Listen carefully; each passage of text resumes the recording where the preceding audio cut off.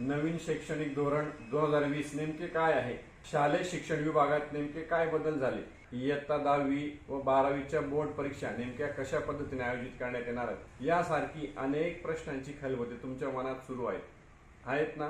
तर घाबरू नका. तुमच्या या सर्व प्रश्नांची उत्तरे देण्यासाठी मी येतोय दिनांक 29 डिसेंबर 2024 रोजी हॉटेल मॅरियट द्वारका नाशिक येथे गुरुकुल फाउंडेशन व नाशिक जिल्हा कोचिंग क्लास संचालक संघटना नाशिक यांच्या संयुक्त विद्यमाने आयोजित उत्कृष्ट गुरुवर्य पुरस्कार 2024 च्या वितरणासाठी. तर चला मग उत्कृष्ट गुरुवर्य पुरस्कार 2024 या ठिकाणी सर्व एकत्र येऊया आणि हा कार्यक्रम उत्कृष्ट पद्धतीने साजरा करूया. धन्यवाद.